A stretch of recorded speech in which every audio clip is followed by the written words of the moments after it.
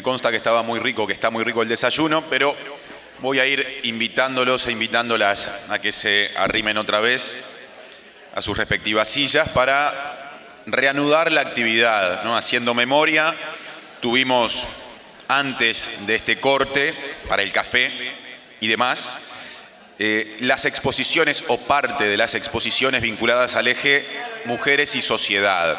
Pues bien, lo que viene a continuación es el complemento de ese eje con 2 exposiciones más y a continuación abriremos el último eje, que es mujeres, feminismo, contexto histórico y activismo. Así que en un minutito ya empezamos con las 2 exposiciones previstas para cerrar la temática de mujeres y sociedad, que como se darán cuenta, trata de abarcar o de integrar miradas distintas, ¿no? Desde diferentes ámbitos, el académico, el sindical, ¿no?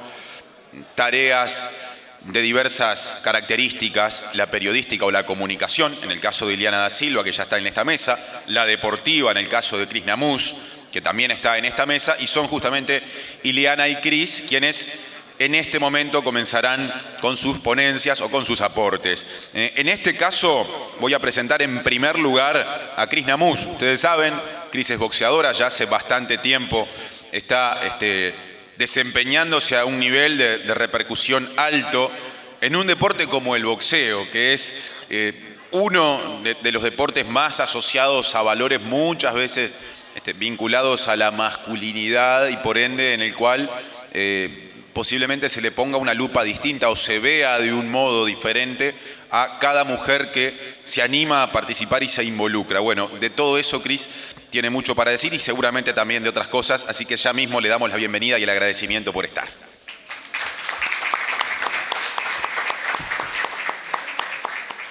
Bueno, muchas gracias, muy buenos días. Primero que nada agradecer la invitación a estar hoy acá. Contarles que estoy muy nerviosa porque si bien soy persona pública y estoy acostumbrada a los micrófonos, más que nada es a que me hagan entrevistas y notas y no tanto a yo contar o exponer de alguna manera un poco mi experiencia en este deporte, que como bien decía es un deporte que está más que nada relacionado al mundo masculino y que, sin ir más lejos, yo fui la primera mujer en Uruguay, fui la primera mujer en Uruguay que lo empezó a practicar y empezó a competir en el boxeo.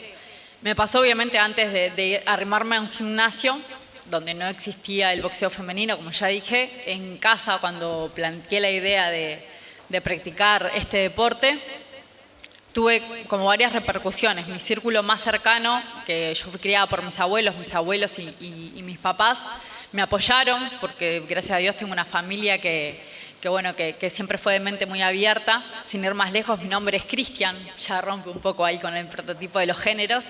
No tenemos géneros, los nombres de mí y de mis hermanas no tienen género. Somos Cristian, Alexis, Daniel, todas mujeres.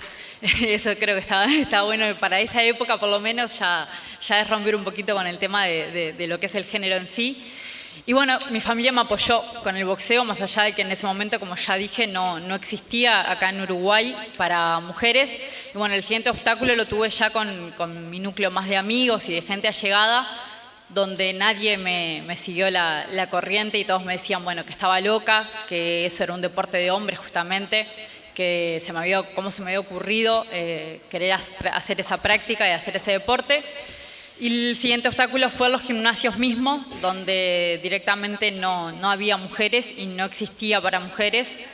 Golpeé la puerta en 6 gimnasios diferentes y bueno, y en todos me dijeron que no, que era un deporte que era de hombres y que no aceptaban mujeres.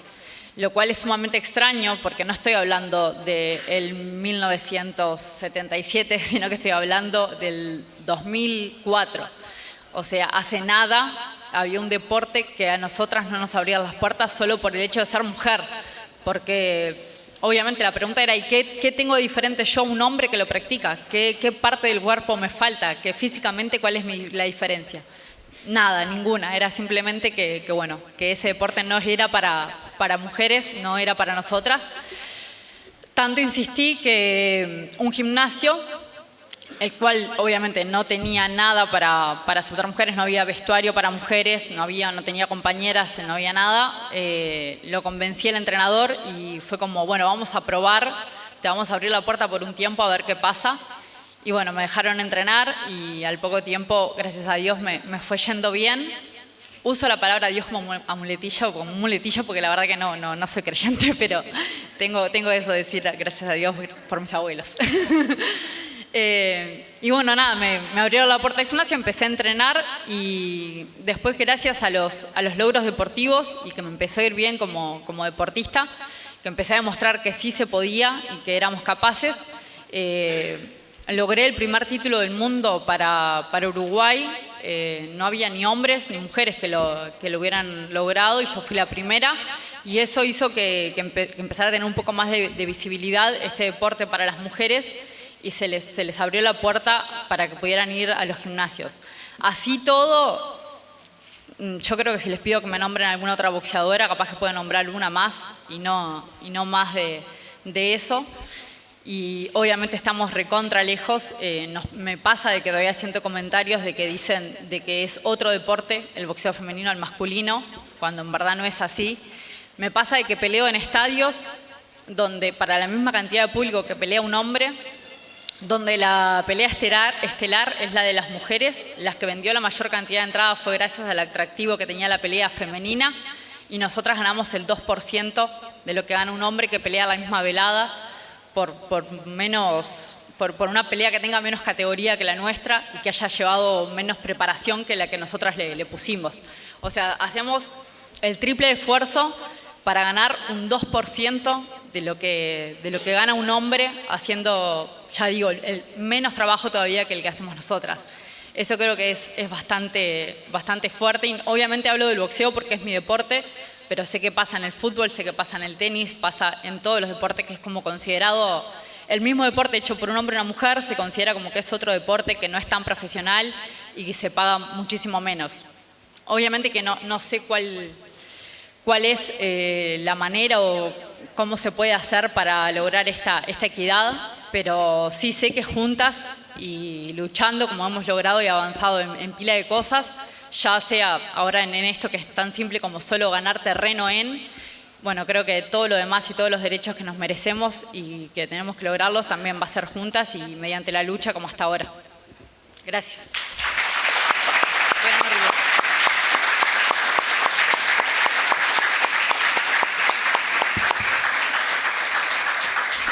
Gracias, Cris. Por nada. O bueno, podemos completar con Cristian en esta ocasión porque viene a cuento de lo que nos dijiste antes. Que vuelve a arrancar un aplauso por ahí donde había una tribuna que hoy ya estuvo a punto de romper el silencio en la mitad de la exposición. Ahora le toca compartir su aporte a Iliana da Silva, que es comunicadora, que es periodista y que va a hacer va a estar a cargo de la última exposición vinculada al eje temático Mujeres y Sociedad, que tuvo más temprano a Mireia Villar, a Julieta Ábalas, a Paola Beller, ahora a Cris, y con Iliana se va a estar completando. Así que, metale, adelante y bienvenida.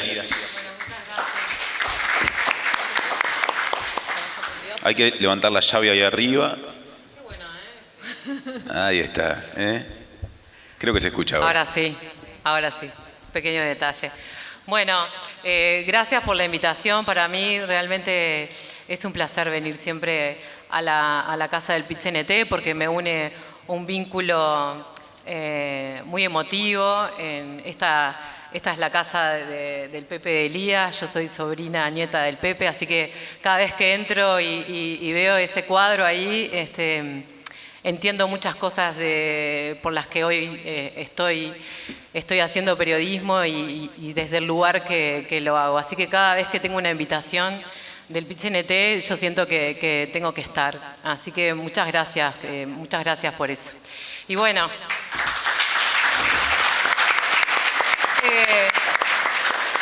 nada, escuchándola a Cris, recordaba también cuando nosotras nos conocimos hace ya mucho tiempo, por eso veían que yo le hacía, ¿no?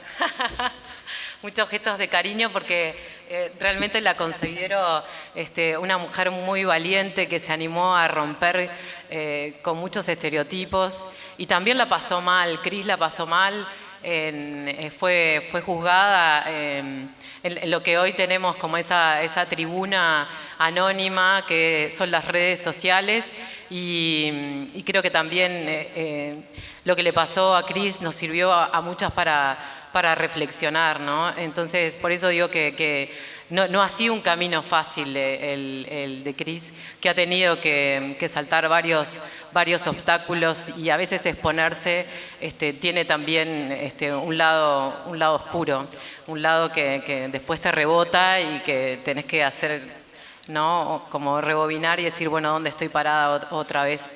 Y Cris en ese sentido creo que se reconstruyó en varias oportunidades, ¿verdad? Sí. Verdad, es cierto. Así que bueno, de ese vínculo hemos logrado una linda amistad. Hemos corrido juntas, obviamente que ella va adelante y yo voy atrás, ¿no? Pero bueno, quiero también agradecer a la organización. Me parece que previo a un 8M siempre está bueno reflexionar, está bueno encontrarnos e intercambiar, conocer otras realidades y creo que también está bueno interpelarnos. Es una muy buena oportunidad, más allá de que el 8M nos da la oportunidad a las mujeres de visibilizarnos y de reivindicar, también creo que es una oportunidad para interpelarnos a nosotras. ¿Qué hacemos cada una de nosotras desde nuestros... no estoy excluyendo a los hombres, perdón, no. Pero quiero hacer este ejercicio. ¿Qué hacemos cada una? Desde nuestro lugar, desde el ámbito laboral, desde la familia, la crianza de nuestros hijos, de nuestros grupos sociales, para derribar desigualdades. Me parece que es un muy buen punto pararse en ese lugar de interpelación y ver qué estamos haciendo y qué estamos aportando. Por eso cuando me presentabas cuál va a ser tu aporte, bueno, mi aporte hoy es contarles mi experiencia desde mi lugar como periodista. Yo siempre cuando me preguntan qué periodismo hago, bueno, yo primero me declaro una mujer feminista que hago un periodismo comprometido, ético, con una perspectiva de género. Y esto que les cuento ha sido un camino de construcción. Tengo 46 años y cuando tenía 20 seguramente no pensaba así.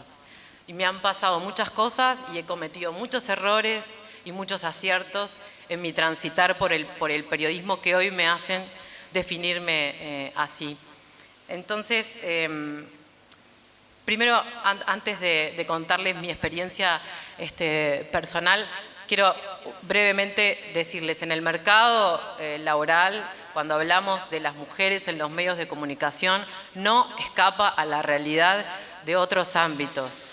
Las mujeres en los medios de comunicación abundamos muchísimo en las redacciones, existe todavía una brecha salarial entre lo que ganan los compañeros hombres y además nos cuesta muchísimo llegar a los lugares de decisión. No ocupamos, son muy pocas las mujeres periodistas y comunicadoras que llegan a los lugares de decisión. Y cuando llegamos, como en mi caso, que tuve la oportunidad de estar en la dirección de informativos de TNU durante 3 años, nuestro lugar, nuestra gestión, nuestro desempeño siempre está mirado con otra lupa y siempre tenemos que rendir un doble examen. Es como que la escala Richter se transforma. Entonces me parece que ahí tenemos como un desafío importante, las mujeres que trabajamos en los medios, de seguir transitando por ese lugar de demostrar que somos capaces, que podemos ocupar esos lugares, pero también tenemos que ser conscientes que siempre vamos a tener que rendir el doble. Así que todavía no todo está ganado en ese sentido. Bueno, y después me parece que está bueno y quiero compartir con ustedes una experiencia personal que tiene que ver con las situaciones de violencia hacia las mujeres. Por eso les dije que quizás cuando tenía 20 años no pensaba como pienso hoy a los 46 y que cometí algunos errores y de los errores se aprende. Para los medios de comunicación, abordar las situaciones de violencia de género sigue siendo un desafío. Y creo que el 8M siempre pone de manifiesto muchas veces cómo los periodistas y los medios abordamos ese tipo de instancias.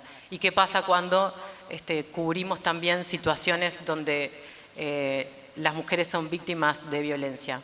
Entonces quiero compartir con ustedes esta anécdota que es chiquita, que me pasó cuando recién empezaba a trabajar en los medios de comunicación. Me tocó entrevistar a una chica, a una joven que estaba desesperada porque estaba siendo víctima de abusos por parte de su pareja, la golpeaba y había recurrido a un montón de lugares para poder denunciar esta situación y no había tenido las respuestas que ella buscaba. Seguía estando expuesta a ese hombre y le costaba muchísimo romper ese vínculo. Ante la desesperación, como pasa muchas veces, se recurre a un medio de comunicación, cuando las respuestas no se encuentran. Y me tocó entrevistarla, porque me dijeron tenés que entrevistarla, a ver qué quiere, a ver qué pasa, porque está denunciando, que hace la denuncia en la comisaría. Les estoy hablando de hace unos cuantos años, ¿no? 20 por lo menos. Y yo la entrevisté, y la entrevisté, y en ese momento ella dio la cara, y estaba obviamente que contando su historia desde la desesperación y desde un momento de dolor. La entrevista salió al aire y esa misma noche la pareja la fue a buscar a su lugar de trabajo y le dio una golpiza y ella terminó en el hospital.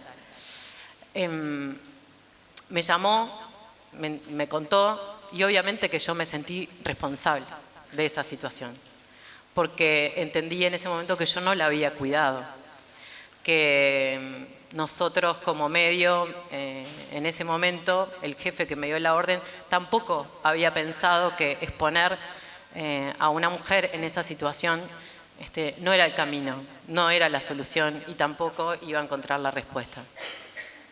Por lo tanto, para mí lo viví en ese momento, por suerte, ella se recuperó, hasta el día de hoy mantenemos un vínculo porque obviamente que esa situación te une. Y yo busqué ayuda porque sentí que en ese momento tenía que aprender de ese hecho, que no podía seguir abordando una situación, no me podía volver a pasar. Entonces me fui a la Casa de la Mujer de la Unión, Mabel Simois, que ahora se jubiló, que se dedica a pintar y a escribir poesía. Me ayudó muchísimo porque ahí encontré muchas de las respuestas. Encontré un grupo de mujeres que ayudaban a otras y me ayudaron también a mí en cómo abordar situaciones donde las mujeres eran víctimas de violencia. Y fue un aprendizaje para mí y fue un aprendizaje también para el grupo, pero eso no significó para el grupo de periodistas, porque obviamente que yo conté mi historia y que hubo una reflexión. Pero es muy difícil también multiplicar eso cuando los que deciden no están alineados con vos. No sé si me entienden, pero es muy difícil. Entonces, bueno, es como un caminito de hormiga. Y está buenísimo cuando vos te vas, por eso creo que está bueno encontrarse y reflexionar. Está bueno que también los periodistas nos cuestionemos, que nos encontremos, que hablemos. Y por eso cuando llegué a TNU sentía que de alguna forma tenía que hacer algo, tenía que devolver todo aquello que había aprendido, gracias también a otras mujeres. Entonces creamos un manual, unas pautas, una línea editorial para el tratamiento informativo de la violencia contra la mujer, porque bueno, lamentablemente todavía hay mucho por hacer. Quiero contarles que este manual lamentablemente quedó guardado en un cajón, porque muchas veces lo que pasa con los cambios de gobierno es que hay decisiones políticas que hacen que muchas veces lo que se construye se desconstruye. Pero yo este manual, que fue una construcción colectiva con otras mujeres, con Virginia Martínez, la directora de TNU, lo llevo a todas partes y lo comparto y se lo doy a mis colegas. Y cuando puedo y me encuentro con algún grupo de mujeres, toma, y estoy en contacto con otras mujeres con colegas de Latinoamérica y lo comparto y ellas me lo comparten, entonces ha sido líneas editoriales que se han ido también alimentando de otros colectivos. Entonces me parece que está bueno. Yo después se me rompió la computadora, esta es la computadora, una computadora prestada. Tenía toda una presentación hecha, pero bueno, vida de madre, no pude con todo. Pero simplemente lo que quería era hacer esta reflexión y creo que lo van a compartir. Y veo algunas caras por acá que creo que también está bueno que lo escuchen para que conozcan también que hay muchas, somos muchas las mujeres periodistas que estamos bajo esta premisa. La violencia de género no es una noticia policial, es una noticia social y así debe tratarse. Nosotros en estas líneas editoriales hablamos de esto. Los crímenes pasionales no existen, no se mata por pasión. Y quiero contarles que los partes policiales, hasta hace no muy poco, cuando te llega la noticia sobre una muerte decía drama pasional. Se habrá todavía trabajo por hacer. Y después quiero detenerme en algo. Respetar la identidad y el dolor de la víctima. Esto genera muchísimo conflicto, porque es una situación compleja de abordar. Y creo que para los periodistas a veces nos falta formación, falta hablar más, falta encontrarse y falta también interpelarnos entre nosotros. Porque esta situación se repite una y otra vez cada vez que hay un asesinato de una mujer. ¿Cómo abordamos el entorno de la víctima? Eso creo que todavía falta y mucho. Y yo creo que la víctima no puede ser mostrada muchas veces sin su permiso o en un momento de tensión, en un momento de dolor, que hay que ser respetuoso de esa situación. Por eso creo que falta hablarnos más, los colectivos feministas, los colectivos sociales, con los colectivos de periodistas. Y hay que insistir más, y hay que tocar más puertas, y que los medios públicos estén alineados, que los medios privados también estén alineados, porque muchas veces es fácil señalar al periodista cuando se equivoca, pero también está bueno saber que todos trabajamos siempre desde el mejor lugar, ¿no? Creo yo. Y que es necesario que los medios de comunicación tengan otro tipo de abordaje. No les quiero dar mucha cháchara con esto, pero me parecía importante que sepan que existen periodistas comprometidos, que existen líneas editoriales, que APU también tiene un manual de abordaje sobre el lenguaje inclusivo, sobre cómo abordar, pero creo que nos está haciendo falta encontrarnos más. Por eso hoy quería estar acá para contarles mi experiencia, esa experiencia que me marcó y que todavía falta mucho por hacer y que existimos muchos periodistas comprometidos con cambiar realidades, ¿no? Que creo que ese es el punto también. Estoy abierta al intercambio, a las preguntas. Disculpen si fui un poco desordenada, pero bueno, a veces la ola te pasa.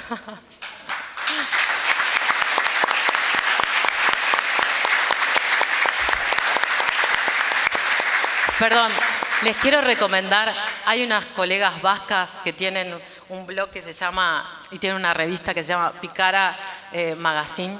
¿La conocen? Son unas vascas divinas. Cada vez que puedo ir a Bilbao me junto, me encuentro, he aprendido muchísimo de ellas.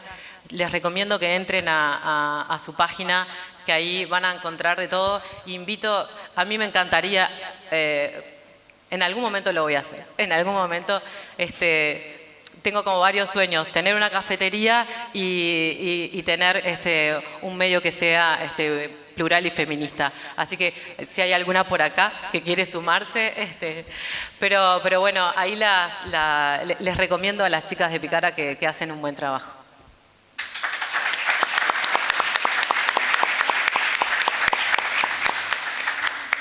Bueno, muchas gracias, Iliana. Muchas gracias, Cris. A la compañera que está esperando para subir al escenario, ya lo puede hacer porque van a recibir un reconocimiento por participar hoy, bueno, que ya está casi que en sus manos.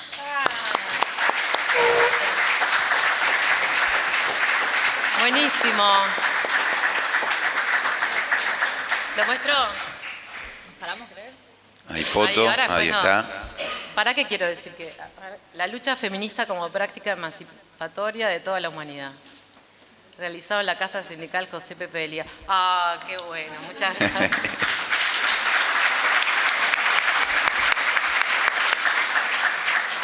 Chicas, lo podemos cambiar porque dice Ileana. Y soy Iliana. No importa. Tiene valor afectivo igual. Gracias por estar arriba. ¿Terminó? Puede decir algo, puede. No, que si quieren Amigo, hacer si preguntas. vos vas a pedir cambio, yo también quiero que me diga Cristian. Está, listo, tenemos que hacerlo de vuelta. No, en serio, no estaba previsto, yo pensé que íbamos a tener preguntas, ¿no? Bueno, pero si alguien tiene alguna inquietud, Si alguien podemos quiere, tener porque cintura me para parece ello. ¿Se puede, chicas? Me parece que está bueno descontracturar un poco. Cris se tiene que ir, ¿no? ¿Te tenés que ir? Sí, en un rato. En un rato, 10 minutos. Pero me parece que está bueno. A mí me gustaría escucharlas. Porque me parece que está bueno ese intercambio. Tenemos, dicho sea de paso, un micrófono inalámbrico. Si la organización me permite. ¿Sí? Sí. Porque me parece que está bueno. Si se animan, ¿no? Capaz que les estoy obligando. Hay que romper. Por Ahí allá. hay una pregunta. Bien, vos. Aplauso para el compañero que...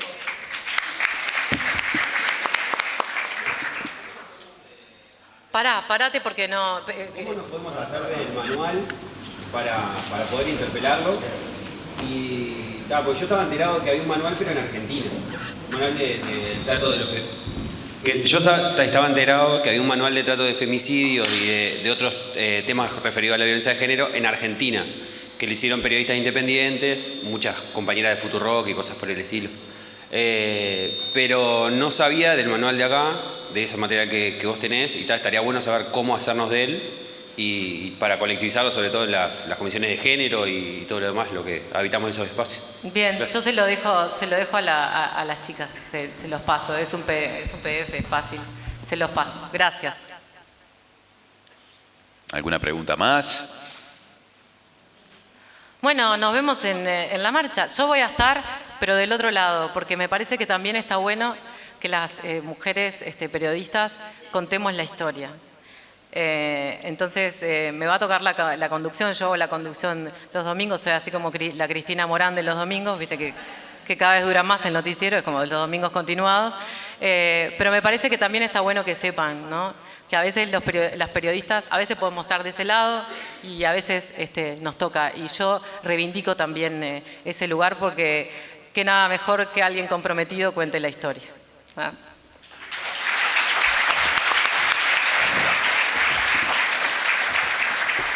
Estamos redondeando con Iliana y con Cris, el eje temático Mujeres y Sociedad, que había empezado a primera hora.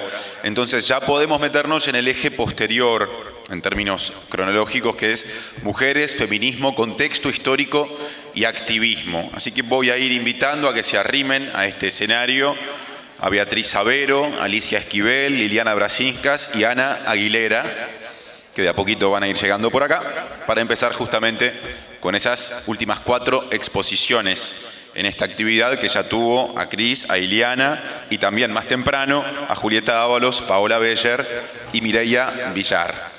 Bienvenidas. Están las 4. Bueno, muy bien. Beatriz Sabero, Alicia Esquivel, Liliana Brasinskas y Ana Aguilera. Voy a empezar por Alicia. Bueno. Alicia Esquivel, médica neonatóloga, activista feminista y por los derechos de las personas afro. Así que, Alicia, bienvenida, gracias por estar. Escuchamos y vemos. Bueno, se escucha, ¿no? Capaz que arrimarlo un poquitito más. ¿Así está bien? Recién escuché, no me tomes el tiempo todavía, recién escuché que esta casa nos llena o nos da muchísimas emociones. Y tengo a varias compañeras acá que quizá sepan por qué, en especial a nosotras, algunas que somos más grandes, esta casa nos llena de emociones. La última vez que estuve acá fue un 8 de marzo también. Allá está la compañera que recordará, hace 2 años, que me tocó leer parte de la proclama. Y nosotras no nos quebramos. Nosotras ese día, recordarán, lloramos de emoción y de bronca porque ese mismo día había otro femicidio. Y en este momento, yo, frente a las y los trabajadores en esta casa, estoy profundamente también emocionada. Así que agradezco muchísimo que me hayan invitado aquí a estar, porque cuando me invitan a mí, no me invitan a mí, me invitan a mi comunidad. Por eso, y entre otras cosas, yo no voy a hablar de mí, porque hablar de mí es hablar de nosotras, porque hablar de mí es hablar de las mujeres afrodescendientes negras y porque hablar de mí es hablar de feminismo negro. Y justamente por eso, y porque estoy en esta casa, resolví que charláramos de esto. El disparador nos estimula a revisar y analizar como mujer negra feminista, mujer afrodescendiente, hemos sido sujetas de producciones en las que hemos estado o nos han puesto, donde nos describimos o nos describieron, donde nos sentimos o nos sintieron, donde a pesar de estar, no nos vieron. Planteo aquí mujeres afrodescendientes o mujeres negras porque dependiendo de los contextos se utilizan una u otra identidad política. Mi posición es utilizar afrodescendiente por considerar que es una categoría que refiere a hechos históricos ligados a la colonización, a ser sujeta de derechos, a mi identidad y evitar cualquier sesgo biologicista que entiendo contiene la categoría de mujer negra, forma en que nos nombraron los esclavistas. El feminismo negro no se limita a ser una categoría más, sino que recoge el proceso permanente de resistencia de las mujeres negras o afrodescendientes a lo largo de la historia. Para comprender el feminismo negro será fundamental desnaturalizar los estigmas sociopolíticos y económicos, la discriminación, el racismo estructural e institucional, para así reconocer sus luchas y particularidades, valorar sus aportes y descolonizar sus historias. Incontables fueron las manifestaciones y prácticas violentas, así como muertes de mujeres negras valientes y cimarronas, mujeres esclavizadas, luchadoras por el derecho a que se les reconozca su identidad, libertad y a tener una familia, a ser personas. Mujeres que se atrevieron a desafiar un sistema esclavista y patriarcal. El feminismo negro se empieza a gestar tanto en las condiciones terribles de las plantaciones como en el servicio rural y doméstico, donde las mujeres negras esclavizadas reaccionaron frente a los abusos y situaciones de explotación al ser tratadas como objeto, violadas, violentadas, enfrentadas a otras mujeres de la colonia, las que también eran víctimas de opresión. Hay relatos de nuestras mayores, de sus madres y de sus abuelas, de confabulaciones y simulaciones que permitían mejorar las formas de vida, pero fundamentalmente con un sentir identitario del nosotras somos fuertes. Lugar en que también las situaba el racismo, pero con un contrasentido. Ellas se sentían las más fuertes, las más astutas, las más inteligentes. Estas actitudes desafiaban la cultura blanca hegemónica que produjo una iconografía de cuerpos negras a las que se representaba como altamente dotadas de sexo, erotismo primitivo y desenfrenado, solo cuerpo, sin mente ni afectuosidad. Pero tenemos mitos fundantes. Las madres fundadoras del feminismo negro se sitúan en la segunda ola del movimiento feminista, en el marco del movimiento sufragista en los Estados Unidos en la segunda mitad del siglo XIX. Frente al feminismo blanco que se reconoce heredero de la Ilustración, el feminismo negro está marcado por el eje de la colonialidad, de la deconstrucción de las identidades negativas impuestas, no sos mujer, y la resignificación de la categoría negada, el ser mujer. Aunque fueron muchas las mujeres negras emancipadas que desde 1830 lucharon y reivindicaron la igualdad de trato y de derechos con los hombres, fueron las palabras de Sojourner Truth en la Convención de los Derechos de la Mujer en Akron en 1852 las que han quedado grabadas en la memoria del feminismo negro cuando ella repetía, cuando pidió la palabra y repetía, ¿es que acaso yo no soy mujer? No lo voy a decir todo, pero ese hombre de allí dice que las mujeres necesitamos ser ayudadas con carruajes, ser levantadas al pasar las zanjas y que en cualquier parte debemos tener el mejor lugar. Nadie me ayuda nunca en los carruajes, ni me levantan al pasar las zanjas. ¿Acaso yo no soy mujer? Y seguía, y termina diciendo, tuve 13 hijos a los que todos los vi que los esclavizaban. Eran vendidos y esclavos, y cuando lloré con la pena profunda de cualquier mujer madre, nadie excepto Jesús me escuchó.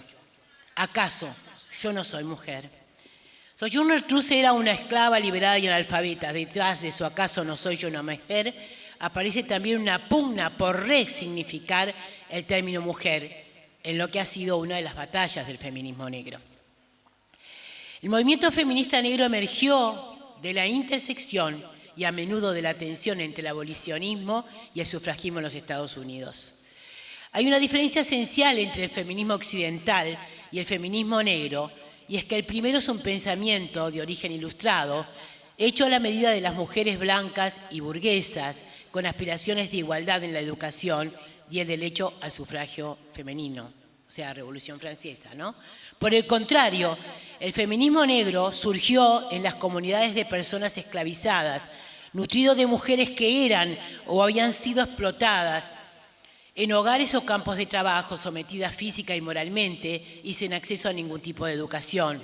Con la venida del tiempo, el feminismo negro se nutre de estudios y posiciones teórico-conceptuales. Sin embargo, desde el principio las feministas negras se mostraron fuertes a la hora de establecer alianzas, por un lado con los hombres negros en la lucha por la abolición de la esclavitud, o con las mujeres blancas en la lucha por el sufragio femenino, y entre las mujeres negras cuando la lucha por el sufragio se contaminó por el racismo. Sin embargo, siempre estuvieron por fuera de las luchas antirracistas y de las luchas feministas hasta que se acuñó el concepto de interseccionalidad y opresiones, lo que le dio respuesta a su particular situación.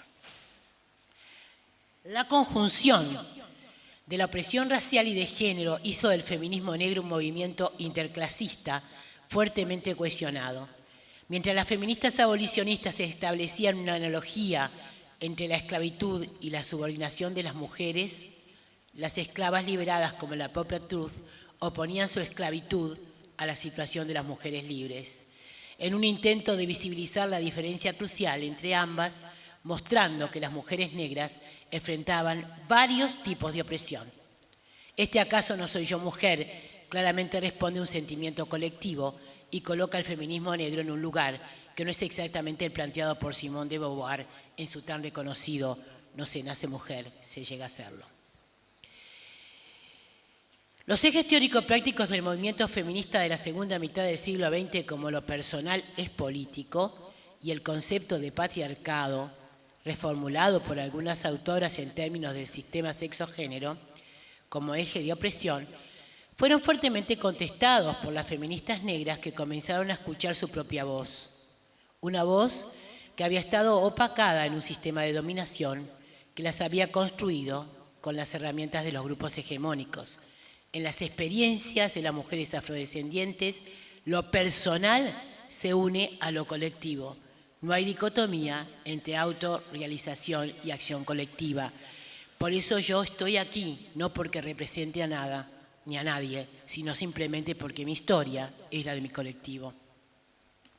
El concepto del patriarcado, fundamental para la teoría feminista, fue puesto en tela de juicio por haber sido considerado como una dominación masculina indiferenciada, sin examinar cómo éste se concretaba en las experiencias particulares, donde la raza, la clase y la sexualidad jugaban papeles fundamentales en la reproducción social. Me gusta expresar que el patriarcado y el racismo se parasitan y se autonutren. La división sexual del trabajo que se acopla, en el caso de las mujeres afro, a la división racial del trabajo. Las mujeres no racializadas demandan liberarse del trabajo doméstico para profesionalizarse igual que a los varones blancos. Las mujeres racializadas no son consideradas, ya que siempre trabajamos fuera del hogar como fuerza de trabajo, racialización del trabajo fruto de la herencia de la esclavitud.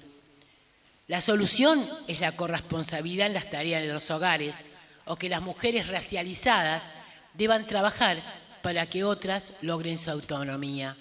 Trabajar en espacios de explotación económica, de construcción de estereotipos y roles sexualizados y racializados, ubicadas siempre en esferas laborales menos valoradas y remuneradas, como lo fue y lo es, entre otros, el trabajo doméstico. Debemos entender, o por lo menos ver, que existen sistemas de dominación entre las mismas mujeres. El tema de la violencia de género hacia las mujeres, es ponderada por la violencia sexual, basada en los estereotipos, y por la violencia racial cotidiana. Se problematiza el concepto de familia frente al racismo institucional. La familia pasa a ser un lugar de protección y contención. La familia ampliada como herencia ancestral. La familia se convierte en un lugar de afirmación y resistencia al racismo. Así, por ejemplo, la crianza de los hijos e hijas, más allá de procesos de socialización, es un proceso político, pues las mujeres negras desarrollan hacia las hijas y los hijos procesos de concientización que les da herramientas para enfrentar el racismo. Existe una tendencia a priorizar el racismo por encima del sexismo, y eso es un peligro, porque al compartir el racismo con los hombres negros, muchas veces les lleva a minimizar la violencia de género que ellos ejercen. En los temas de la salud sexual y reproductiva, hay indicios que las mujeres esclavizadas practicaban maniobras abortivas con el fin de interrumpir embarazos productos de violaciones. Existía un deseo de paridad que no se presenta en el momento actual. Al concepto de ser individual se responde con la comunidad afrocéntrica como clave de resistencia y la práctica de la solidaridad entre las mujeres afro. Voy a cortar un poquito porque si no me van a matar acá. En lo posible. Viene muy bien, viene muy bien. ¿Venimos bien? Bueno. Pero igual corto. Hablar de las afro-uruguayas es hablar de luchadoras por la igualdad y requiere referirnos a nuestra historia. Historia de un proceso caracterizado por la invisibilidad, marcado siempre por la lucha incansable por la igualdad y un presente que demanda y exige participación en clave de derechos. Tenemos una historia. Las mujeres afro fuimos traídas como fuerza de trabajo productivo y reproductivo, con el fin de generar mano de obra esclava. Desde ese momento, desde la etapa de la esclavitud, fuimos mujeres con múltiples roles. Se conoce en toda América las acciones de resistencia al régimen esclavista. Esa es la historia de nuestras ancestras africanas, resistiendo en las casas de nación y en las cofradías. Estuvieron en las luchas por la independencia, las lanceras de Artigas, desde Rita Carvalho y la tan conocida Soledad Cruz, entre otras. Mujeres innombradas, incluso ignoradas, cuando se recordaron a las mujeres en los festejos del Bicentenario. Ya en el siglo XX y en esta línea de participación social, María Esperanza Barrios, periodista que realizó campaña de alfabetización del colectivo afrodescendiente. Iris Cabral, sindicalista, que organizó el primer sindicato de empleadas domésticas, levantándose contra el castigo físico de la llamada servidumbre, y que junto a Maruja Pereira fueron participantes activas del primer Congreso de la Mujer en 1936. Clementina Silva, sufragista, promotora del primer comité antifascista del Uruguay ante la Segunda Guerra Mundial. Rita Ribeiro, afrobrasileña, primer voto femenino sudamericano en 1927 y la primera mujer en inscribirse en el plebiscito de Cerro Chato. Las vemos como militantes en múltiples áreas, sin embargo, no se destacan sus nombres en las propuestas de los partidos políticos, ausentes en los partidos tradicionales, ausentes en las listas del PAN, del Partido Autóctono Negro, fundado en 1936, ausentes también en las listas del Partido Independiente, Demócrata Feminista en 1932, integrado fundamentalmente por mujeres sufragistas con las que militaron las afro-uruguayas. En los anales de la participación política de las afro-uruguayas encontramos a la doctora Alba Roballo, de ascendencia afro-indígena criolla. La doctora Roballo, ballista, frente amplista, fue la primera mujer ministra de Latinoamérica. Dentro de sus líneas de trabajo destacamos la regulación de la unión concubinaria, el proyecto de ley madre y la denuncia constante de las desigualdades de género, raza y clase. Los y las afro-uruguayas formaron parte de la resistencia a la dictadura, militantes en todos los frentes fundamentalmente a nivel sindical.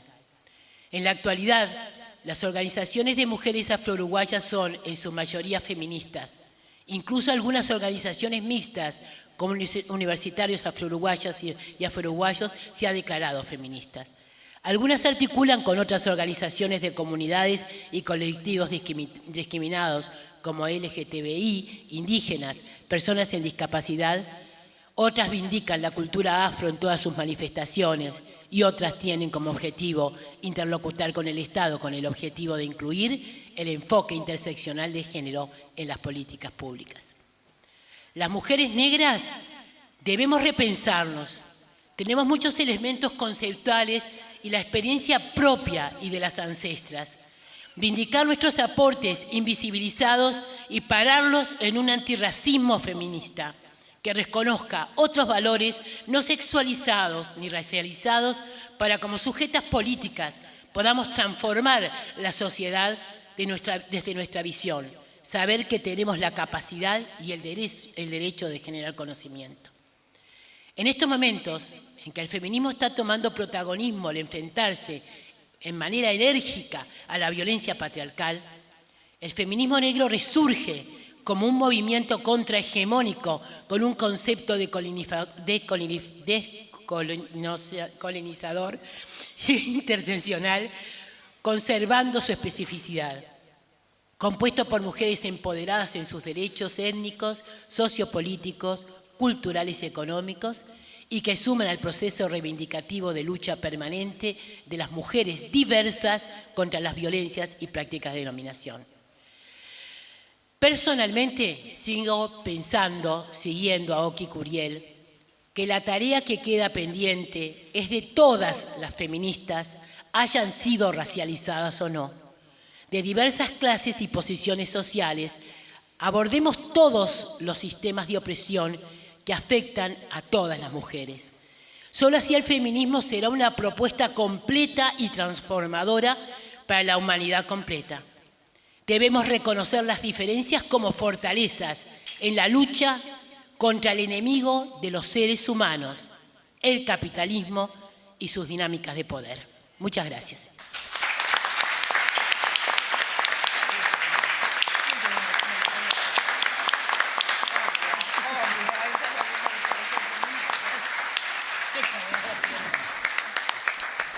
Gracias, Alicia.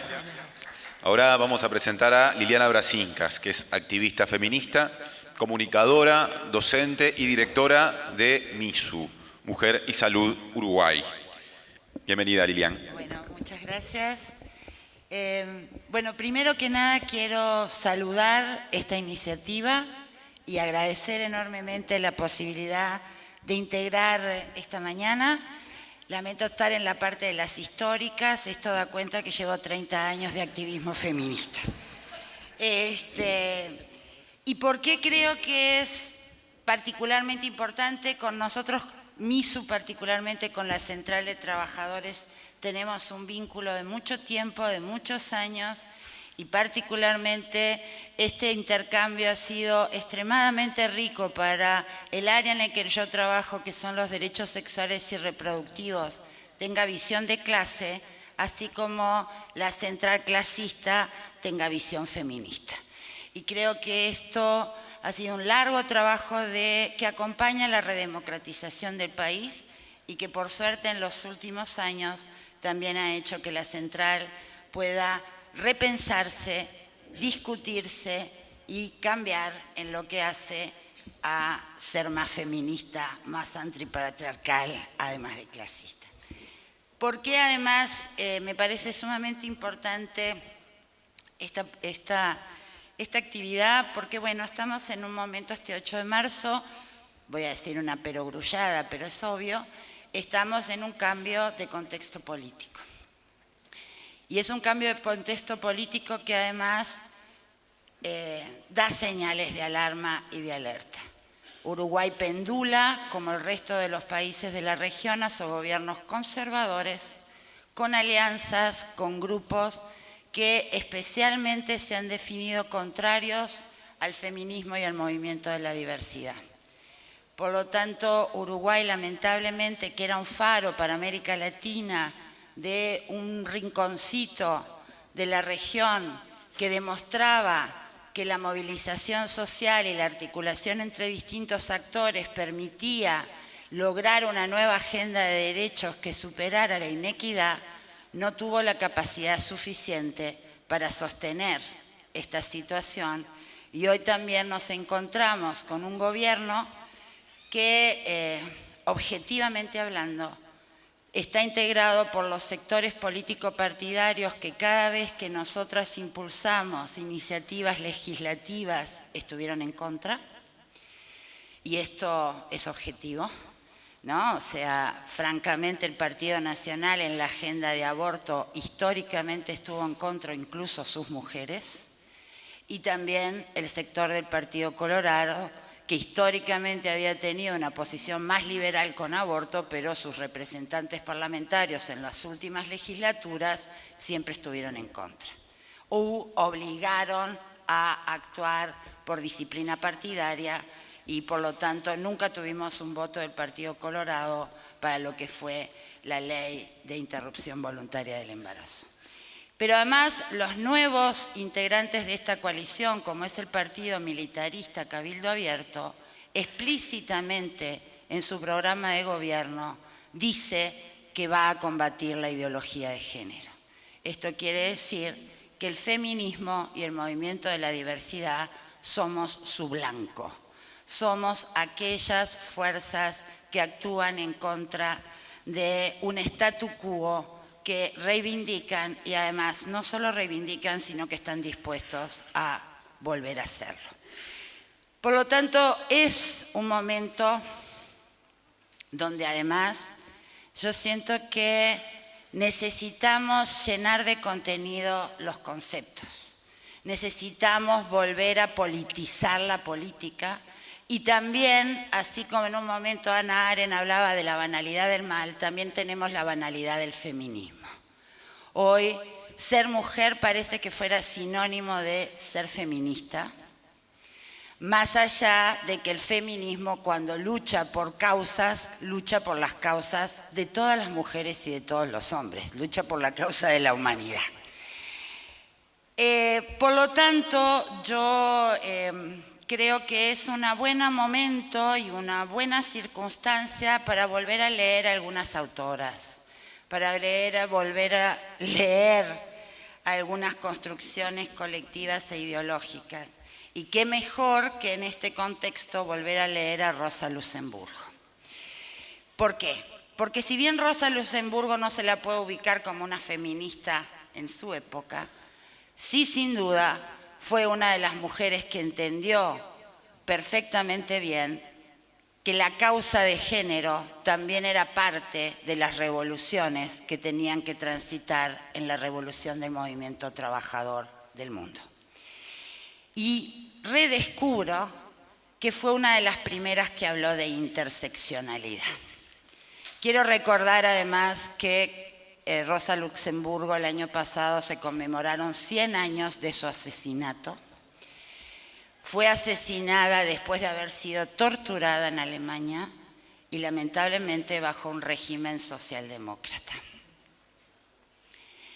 Y además de haber sido asesinada con un tiro en la cabeza, fue tirada en un río y encontrada 5 meses después. Esto se sabe poco. Se sabe poco de la historia de Rosa Luxemburgo, como constata la historia de la humanidad de la invisibilidad de las mujeres, más allá de que hemos estado siempre en todas las luchas, en todas las transformaciones y en general en todas las causas justas. Por eso hoy me parecía sumamente importante en estos tiempos que, como dice una amiga brasilera, feministas cacofónicos, ¿no? Donde hoy no se sabe qué es ideología, no se sabe qué es izquierda y derecha y no se sabe qué son luchas revolucionarias, parece necesario que hoy además cualquiera se define feminista, me parece importante volver a reivindicar qué es el feminismo. En este 8 de marzo, además, donde es verdad que por primera vez en la historia se elige una vicepresidenta mujer, porque en 2 de los 3 partidos con posibilidades de salir había una fórmula paritaria, lo cierto es que también hoy se anunció que una mujer iba a estar a cargo de una corbeta, no sé, yo de Fuerzas Armadas no entiendo mucho. Yo entiendo que es un indicador a medir cuando hay mujeres que ingresan a lugares donde antes estaban vedados para mujeres. Pero eso es un reclamo democrático. Esto es subsanar algo que tiene que ver con que somos ciudadanas plenas desde que logramos el derecho al voto, pero que es inexplicable la subrepresentación de mujeres en lugares de decisión. Ahora, que haya mujeres en lugares de decisión no quiere decir que eso cambie las instituciones, ni que eso cambie la forma de hacer política, y no necesariamente esas mujeres quiere decir que estén convencidas de que la lucha feminista sea una lucha a ser llevada adelante. Entre otras cosas, porque si se lo plantearan, no podrían estar en los sectores político-partidarios en los que están. ¿Por qué? Porque la lucha feminista no es asimilar a las mujeres al sistema instituido. Eso es una asimilación, ni siquiera es igualdad. ¿Por qué? Porque cuando entran mujeres a lugares donde las reglas del juego solo se marcaron entre hombres y además la pauta para ejercerlo es masculina, es asimilación. Cuando entramos mujeres a cambiar las reglas de juego y a exigir estar en la reformulación de los contratos sociales, recién ahí podemos entrar a hablar que el que tener mujeres en esos espacios es cambiar la forma de hacer política, es cambiar las instituciones y transformar la sociedad tal cual como la queremos. ¿Tienen derecho a estar todas esas mujeres? Sí, sin duda. Ya lo decía Rosa Luxemburgo. Es la lucha por la libertad no es solo para los que son mis amigos, los que piensan igual o son de mi sector. La lucha por la libertad es para la libertad de todos. Cuando luchamos por la paridad o la cuota política, ojalá todas las mujeres que entraran tuvieran conciencia feminista, pero no lo es. Es más, muchas de las que están sentadas hoy en el Parlamento que ni siquiera llega al 30% básico de una construcción democrática paritaria, muchas de esas mujeres estuvieron en contra incluso de la cuota. Hoy se benefician del logro de una lucha que siempre combatieron. Ese es el destino de las feministas. En general, las feministas somos las últimas en entrar en esos espacios, porque en general esos espacios lo que admiten son las mujeres que reproducen el sistema o que son funcionales al mismo. Pero ya han habido algunas, hay algunas, pero en estos últimos resultados electorales hemos perdido feministas en el Parlamento y ganamos militares y pastores evangélicos. Esto es señal de alarma y por eso este 8 de marzo me parece fundamental, porque hay riesgo de que los logros alcanzados sean vaciados de contenido, que los logros alcanzados sean cooptados con una narrativa que no fue la narrativa ni los motivos por los cuales impulsamos esos cambios. También es cierto que hay mucha resistencia en la nueva coalición de gobierno sobre estos logros alcanzados y hay riesgos inminentes de retroceso. Por eso me parece que es importante saber que las nuevas generaciones, a mí hay algo que hace muchos años me tiene impactada, porque cuando empecé en el feminismo éramos muy pocas las que nos nombrábamos feministas en este país.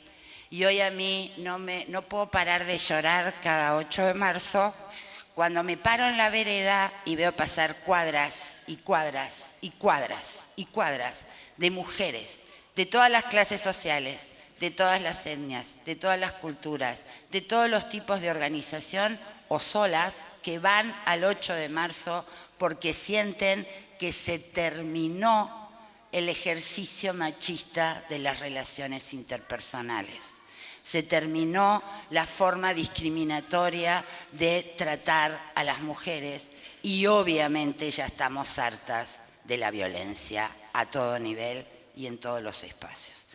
Por lo tanto, yo creo hoy que en esta masividad que ha adquirido el movimiento feminista y a su vez en su regeneración, o sea, lo que hoy sale masivamente a lo largo y ancho del mundo en la reivindicación feminista son nuevas generaciones de jóvenes, varones y mujeres, reivindicando que lo que debe ser cuestionado como sociedad es un sistema binario que nos impuso a unas y otras un modelo de ser, una forma de relación, de poder inequitativa, y además dejó en el limbo a una cantidad de gente que no cumplía con esas normas y esos estereotipos, condenándola a la invisibilidad, la negación y la violencia.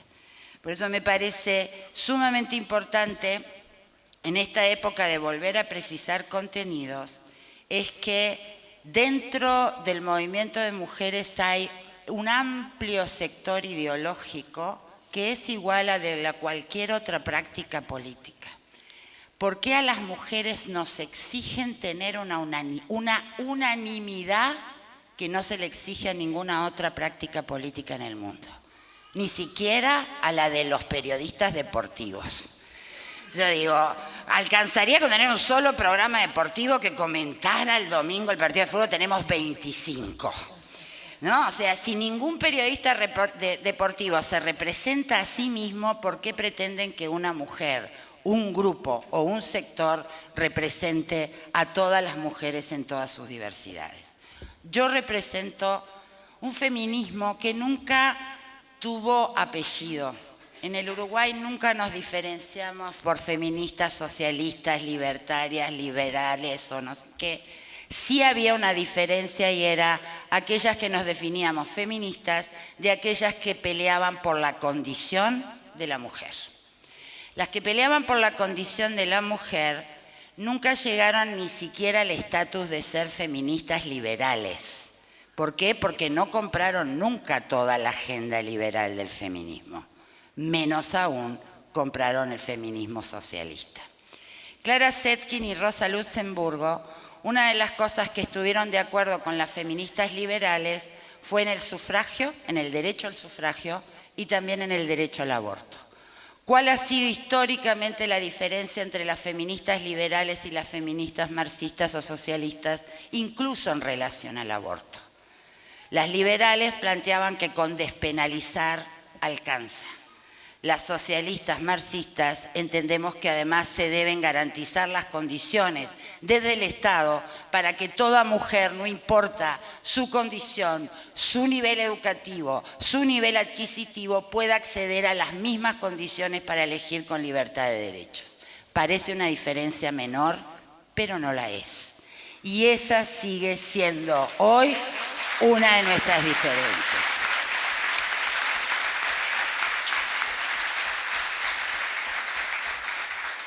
Hace más de 100 años, Rosa Luxemburgo le escribía a Clara Zetkin que sí trabajaba con núcleos de mujeres trabajadoras para realmente entender cuál era la especificidad de ser mujer en una clase que estaba siendo explotada.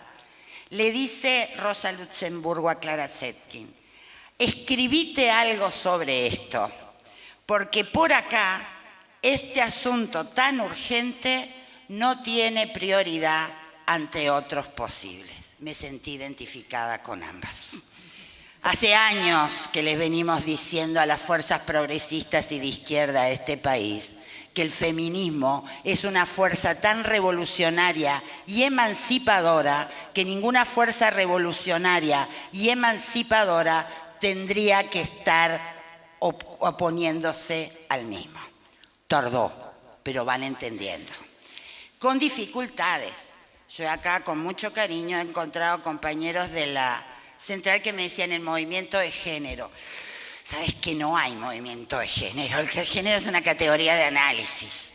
¿Sí? Lo que hay es un movimiento de mujeres, un movimiento feminista, un movimiento de la diversidad y un movimiento por justicia social, que sí reclama que la opresión de género es transversal a todas las otras formas de opresión existente. Por eso para mí es muy importante que la central sindical en estos años haya revisado sus posturas y entiendan que interseccionalidad también es pensar feministamente los reclamos de la clase trabajadora. Ya para terminar, solo quería decirles que el patriarcado es tan parecido al capitalismo que es muy fácil entender para la clase trabajadora. Podrá no entenderlo la oligarquía reinante, pero que la clase trabajadora lo tiene que entender, lo tiene que entender. Lo mismo que quienes trabajan con el antirracismo. Ya decía Yoko Ono, aunque se lo asignan a John Lennon, en una canción que decía: la mujer es el negro del mundo. ¿Sí? ¿Por qué? Porque era muy fácil darse cuenta cuál era la opresión de la mujer si entendíamos cuál había sido la condición de la supremacía blanca en relación a la población negra e indígena. Por lo tanto, capitalismo, así como el capitalismo son relaciones de opresión y explotación entre capitalistas y trabajadores, el patriarcado es el sistema por el cual los hombres oprimen a las mujeres. Sencillito. Y lo hacemos en la casa, lo hacemos en la calle, lo hacemos en el lugar del trabajo y lo hacen cuando gobiernan.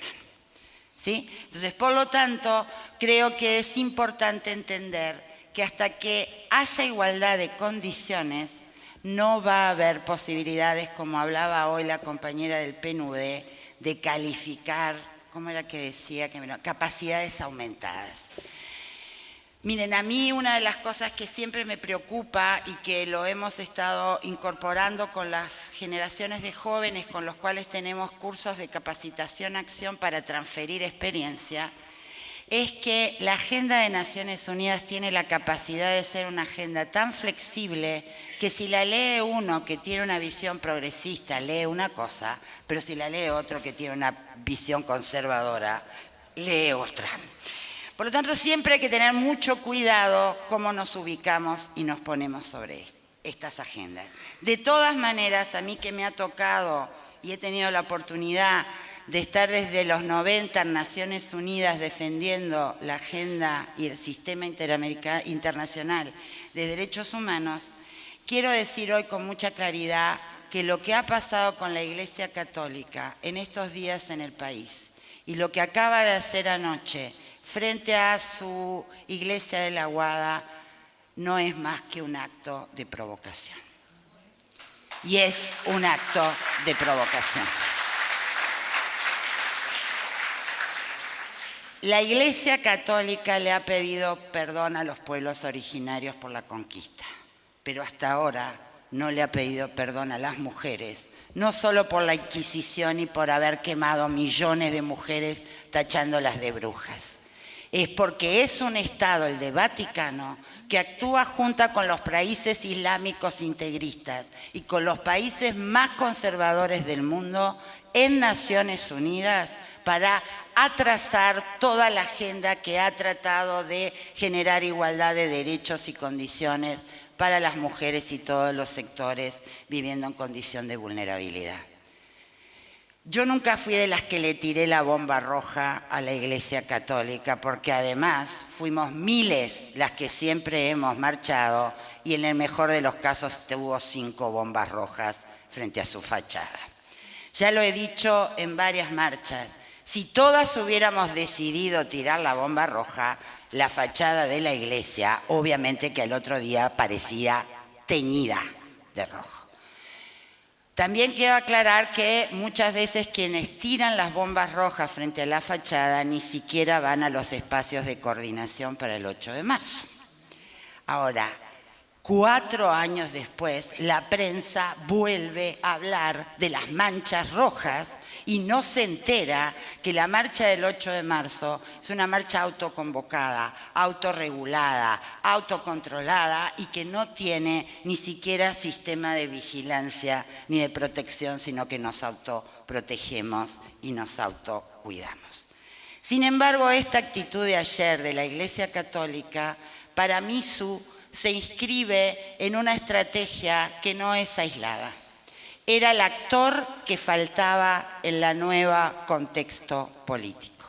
Hemos investigado quiénes son las fuerzas que están en esta nueva narrativa contra la ideología de género y la Iglesia Católica es la ideóloga. Fue Ratzinger el que construye este concepto y que lo disemina y lo acuerda con los pastores neopentecostales evangelicalistas, los empresarios depredadores y los sectores de derecha en toda la región. Ese es el combo que hoy tenemos y que en Uruguay además tiene el condimento de un partido militarista. Por lo tanto, este 8 de marzo es un 8 de marzo de lucha y de resistencia. No vamos a permitir que retrocedamos sobre lo logrado, aunque hay amplias posibilidades de que eso suceda.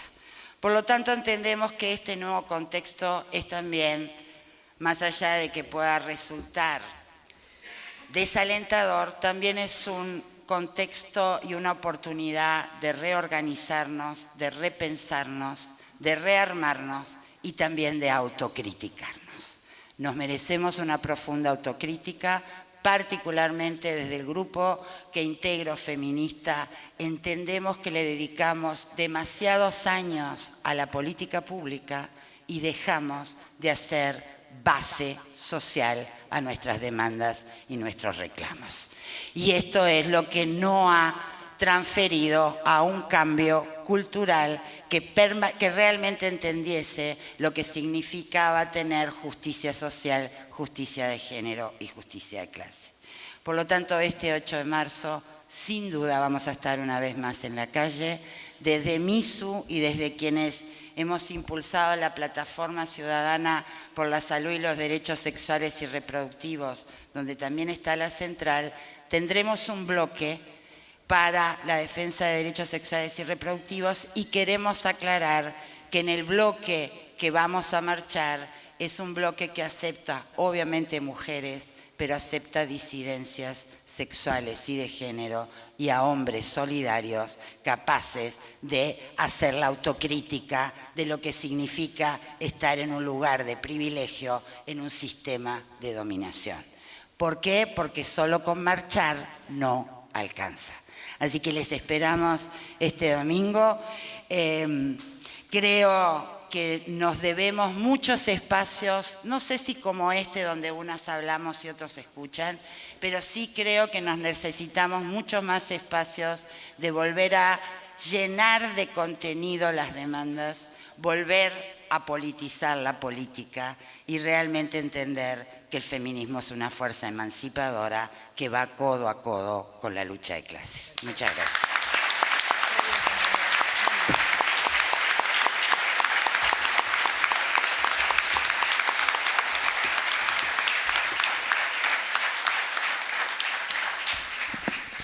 Gracias, Lilian. Ahora invito a participar a Beatriz Avero, militante, profesora de filosofía, integrante del programa de educación sexual y de la Comisión de Derechos Humanos de la Administración Nacional de Educación Pública, la ANEP. Bienvenida, Beatriz. Sí, aclaro que estoy jubilada de todo eso. Bueno, pero creo que valía la pena de todos modos decir. Soy profesora de filosofía, sigo siendo. Y ahí es donde conocí a estas dos mujeres tremendas. En educación sexual trabajando con ella y en la Comisión de Derechos Humanos trabajando el tema racismo a nivel de ANEP. Así que nos conocemos. En la formación también hicimos formación, sí, por todo el país. Bueno, como dijeron ya acá las compañeras, es un placer, quiero agradecer la invitación. Además, con el panel que me toca, encantada. No sé si voy a poder estar a la altura de las compañeras acá porque son un infierno. Pero bueno, marcharemos un poco con lo que me pidieron a mí que yo trabajara, que era una cuestión como más conceptual o algo así. Yo, lamentablemente, desde acá no lo puedo ver, así que voy a bajar porque si no, ¿me llevo o hay inalámbrico? Hay inalámbrico acá. Siempre hago lo mismo, nunca puedo hablar sentada. Bueno,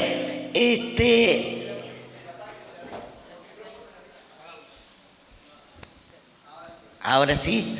Bien, yo pensé bastante cómo articular lo que me habían pedido, que era un poco, bueno, ¿qué pasa a nivel de una discusión más conceptual entre el feminismo, la lucha de clases, el marxismo, etcétera? Las compañeras ya avanzaron bastante también en eso. Entonces a mí me pareció interesante trabajar sobre la idea. Poneme la siguiente y luego volvemos. Acá. Ahí va. Sobre la idea de dos mitos, después vuelvo atrás para la definición de Bourdieu, que son invisibilizadores de la situación de la mujer. Uno de ellos dice que las mujeres antes no trabajaban, o que ahora trabajan más, ¿no? Y el otro dice que las mujeres se incorporan después a la lucha, porque las mujeres antes no luchaban. Las compañeras ya explicaron bastante, dieron muchos ejemplos de cómo esto no es cierto. Las mujeres trabajamos desde siempre.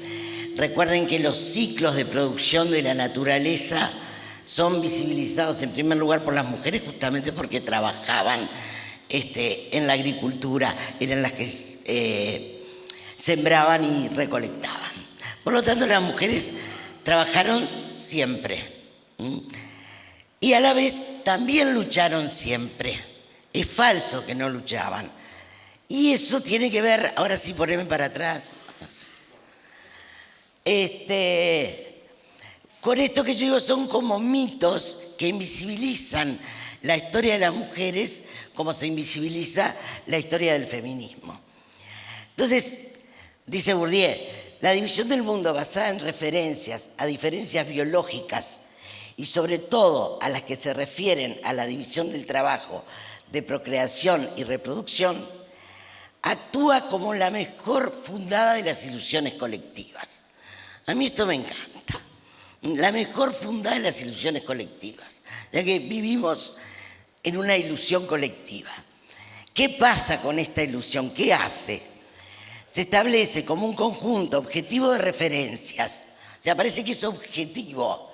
Eso no es una ilusión. Así como los conceptos de género, estructura, como los conceptos de género que estructuran concreta y simbólicamente la percepción y la organización de toda la vida social. O sea que no solo estructura nuestra forma de ver el mundo, estructura también nuestra forma de pensar, nuestra forma de expresarnos. Por eso cuando a veces se relativiza el valor del lenguaje inclusivo, hay que pensarlo con mucho cuidado, porque las palabras construyen nuestra forma de pensar. Ahora sí, la otra. Yo tomé acá este ejemplo porque esto de que las mujeres no luchan, esto de que las mujeres no trabajan. No sé si todos saben quiénes eran las sibilas. Las sibilas forman parte de la mitología grecorromana. En su época, esto es de Rafael, tiene muchísimas imágenes de las sibilas. Las sibilas eran reconocidas en el pueblo como profetas. ¿Pero qué eran en realidad? Eran médicas, eran curadoras de enfermedades. Pero como la sabiduría de curar no la podían tener las mujeres, las sibilas vivían en los bosques escondidas. Formaban comunidades y se escondían. La gente tenía que ir a los bosques a buscarlas para que les curaran las enfermedades. Y las acusaban, ¿de qué las acusaban? De brujas, ¿no? Entonces, lo de la sibila me pareció interesante porque une el conocimiento, una práctica concreta, social, curar, cuidar, y por otro lado, también el enfrentamiento, porque lo tenían que hacer a escondidas. Y de esa manera se enfrentaban a una visión general que decía que las mujeres no podían realizar estas tareas porque no podían tener conocimiento. Y si lo tenían, entonces eran brujas, como lo seguirán siendo, como lo seguimos siendo, ¿no? En algún sentido. La otra. Decimos el otro mito, ¿no? Estas son imágenes. Pone la otra también ahí. La mujer trabajó siempre. Yo lo que busqué fueron distintas imágenes de distintas tareas en distintos momentos, ¿verdad? Y esta idea de que empezamos a trabajar después de la Revolución Industrial es un mito. Creo que eso eran dos elementos que me parecían interesantes de reflexionar porque están instalados en los discursos cotidianos. Ahora que la mujer trabaja, ahora. ¿Por qué pasa? ¿Por qué es tan fácil esto? Porque como decía la frase del comienzo, se funda en una diferencia biológica que es extrapolada a lo que luego vamos a llamar el sistema sexo-género. Al extrapolarlo, esto se invisibiliza. Entonces, el trabajo doméstico no era trabajo. Viene con los genitales, ¿no? Si tenés vulva y vagina, podés limpiar, podés cuidar. Si tenés pene, no. Entonces está asimilado al genital, según el genital que se tiene. Por eso no era trabajo. No se veía como trabajo.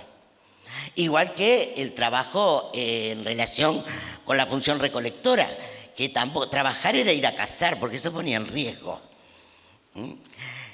Sobre eso, una diferencia biológica a la que se le adjudican roles, a la que se le adjudican decisiones, a las que se le adjudican funciones, se establece todo un simbolismo que lo que termina generando, y los compañeros ya lo dijeron, es un sistema de relaciones de poder. Porque no es porque sí. Pasa a la siguiente. No es porque sí. Lo que se genera son relaciones de subordinación. Entonces, en cuanto a la lucha del feminismo, esto está simplificado, ¿verdad? Porque no sabíamos además qué tiempo teníamos. En primer lugar, si tomamos el sentido de cuándo lucharon las mujeres, fíjense, el primer feminismo que surge durante la Revolución Francesa, como feminismo, que redacta, esto todos lo deben saber, la Revolución Francesa redacta la primera Declaración de Derechos del Hombre y del Ciudadano. Estas mujeres, Boulain de Barré, Olympe de Gouges, escriben la primera Declaración de Derechos de la Mujer y la Ciudadana.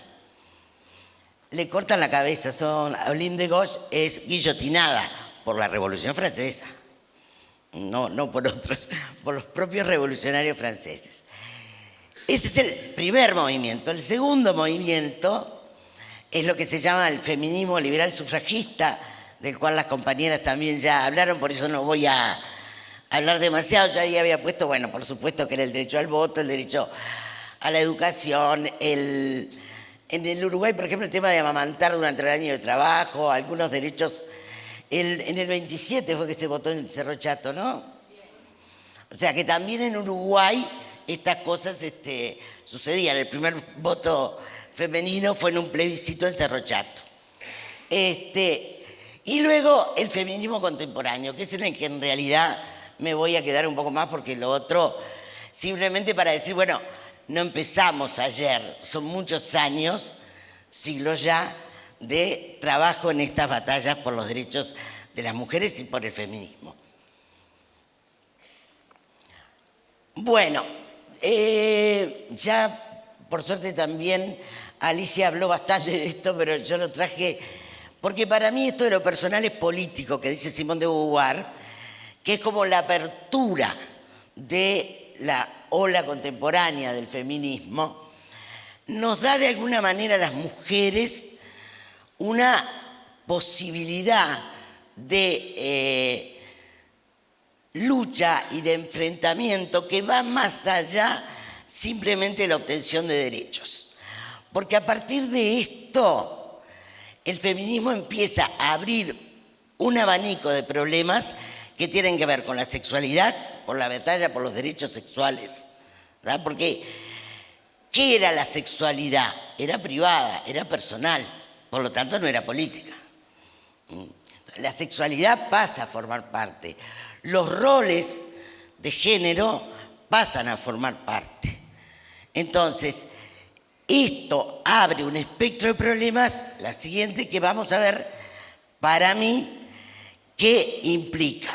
Implica la consideración del patriarcado, ¿no?, como problema, la binariedad como problema, el modelo heterónomo hegemónico como problema y la violencia como problema.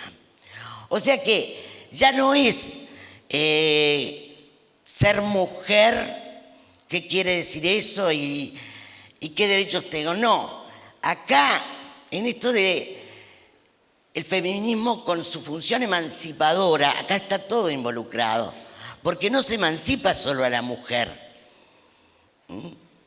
Porque esto que hoy hablamos de las nuevas masculinidades no tiene que ver con los derechos de la mujer, tiene que ver con los derechos de las personas a tomar decisiones respecto a su sexualidad.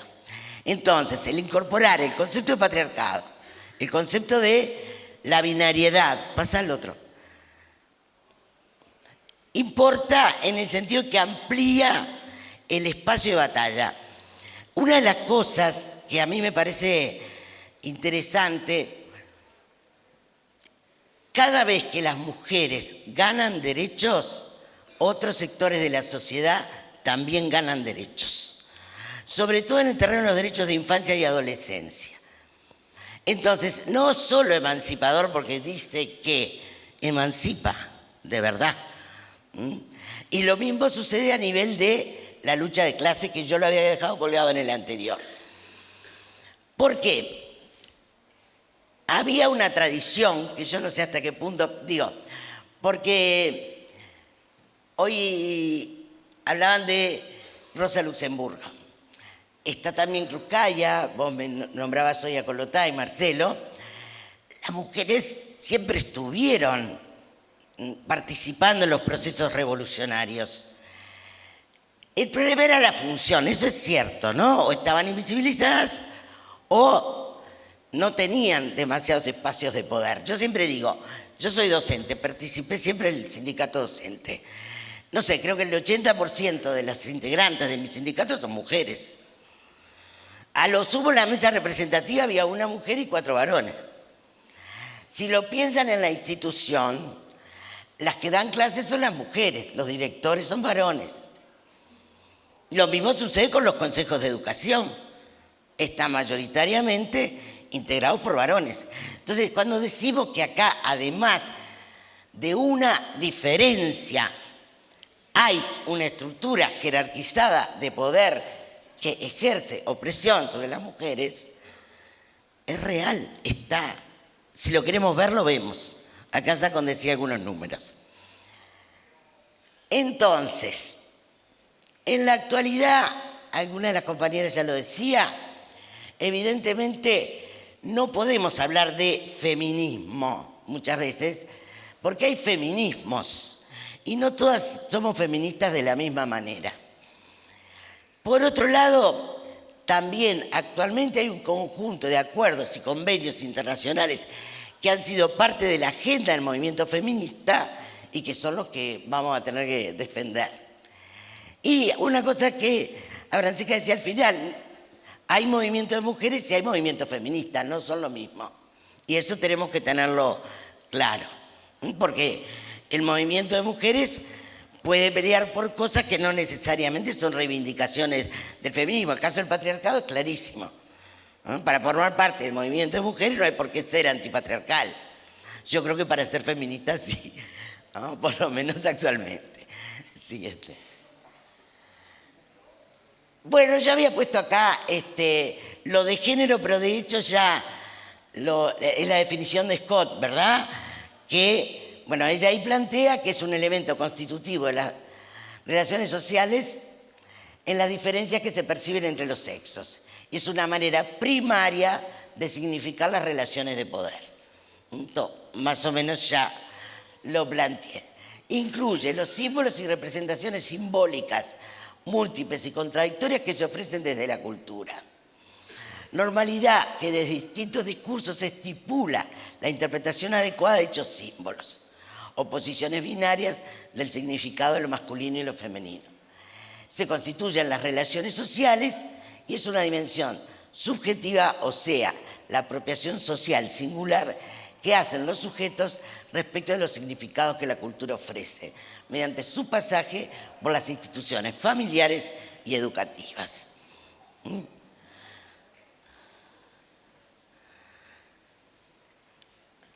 Esto es de Gail Rubin, ella lo que ella va a llamar el sistema sexogénero como construcción cultural, y ella dice que el reparto sexual del trabajo está implícito en ambas vertientes del género. Los crea masculinos, femeninos y heterosexuales. Y entonces a mí cuando veo esto siempre se me ocurre la pregunta que hace Butler, ¿y los otros? ¿No? Están los varones, las mujeres y los otros. No existen no existían ni en la manera de designarlos, ¿verdad? Recuerden siempre el tema de los formularios, por ejemplo, varón, mujer, que marque con la cruz, ¿no? No existían, no existen en muchos casos. Eso tiene que ver con la invisibilización. Entonces, debates en los que nos metemos cada tanto, bueno, si las políticas tienen que ser universales o focalizadas, si son sectoriales, intersectoriales, qué pasa entre lo que decía Francisca recién, qué pasa con la gestión de lo público, pero qué pasa a la vez con la construcción cultural, cómo equilibramos lo que hacemos desde el punto de vista de una gestión de derechos, pero a la vez cómo trabajamos el imaginario colectivo, porque de hecho en el imaginario colectivo, esto lo deben haber oído, el MIDES lo que hace es darle de comer a los atorrantes que no quieren trabajar. Ese fue el discurso y eso es lo que quedó como construcción en muchas cabezas, incluso esos que no trabajan y viven de la política del MIDES, digo yo. Siguiente. Bueno, lo de la cuota o la no cuota. Por lo tanto, en esto de ser mujer, ser trabajadora, ser feminista, ser de izquierda, ser marxista, hay conflictos, evidentemente hay conflictos. Hay conflictos a nivel conceptual y hay conflictos que luego se ven en las discusiones concretas, ¿no?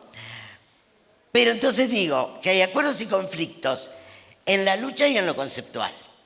En la lucha se discute en las situaciones específicas y en lo conceptual yo creo que hemos avanzado bastante, pero igual hay una cuestión que a mí me parece que tiene que ser como matrizada en todas nuestras cabezas. Desde los orígenes de la sociedad dividida en clases sociales, hay personas explotadas y personas explotadoras. El patriarcado es instituyente de la explotación desde el origen. El patriarcado no es el resultado de algún momento en el desarrollo de la sociedad organizada en clases, es estructurante de la sociedad de clases. Por eso también es estructurante y estructural al capitalismo. Lo estructura y lo mantiene, lo sostiene. Por eso creo que eso lo tenemos que pensar muy bien para no generar algo que surge. Yo siempre digo, Engels hizo una cosa maravillosa porque pone de relieve el tema de la explotación patriarcal del hombre sobre la mujer. Pero después dice que eso va a quedar para después que destruyamos el capitalismo. Y eso creo que nos marcó, y mal, a muchos y muchas, ¿no? Entonces yo digo esto, no se puede derrotar al capitalismo si no se derrota a la vez y al mismo tiempo al patriarcado. La batalla feminista no viene después, es ahora. Gracias.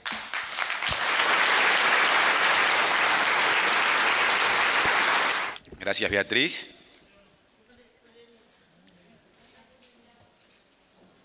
Nos vería escuchar a Ana Aguilera, que es secretaria de Género del PIT-CNT.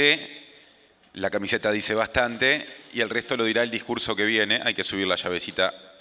Ahí está. Creo que ahí, Ana, ya debería estar funcionando. Bueno, buenos días a todos y todas. En realidad vengo en representación en el día de hoy de la Secretaría de Género, Equidad y Diversidad. No estaba clara en la presentación, porque el resto del equipo de la Secretaría está participando en una actividad hoy del RT, donde se está haciendo una presentación para Montevideo y varias ciudades del interior con un tema que es la participación de las mujeres en la historia del movimiento sindical.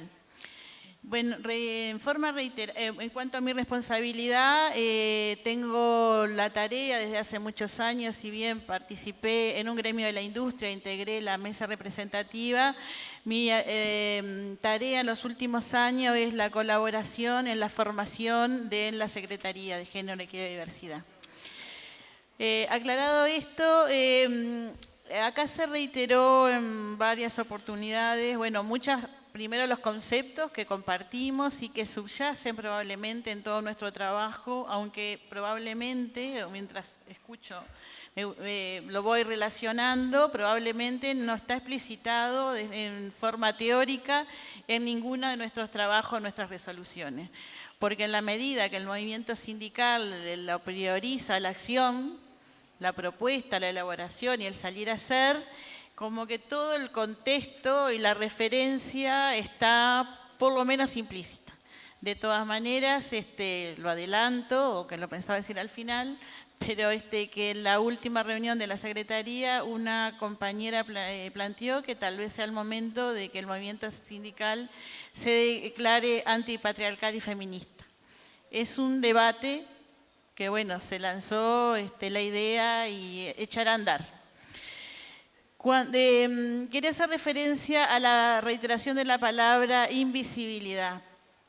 Nosotros de hace muchos años, entre nuestras tareas de formación, con Alma, que está aquí presente, quien fuera responsable, participamos, entre otras cosas, en los cursos del Cuesta Duarte o en actividades en los sindicatos, y allí íbamos como tratando de incorporar nuestra mirada a temas como el empleo, la historia, la participación, la salud reproductiva, desde la perspectiva de nuestro trabajo.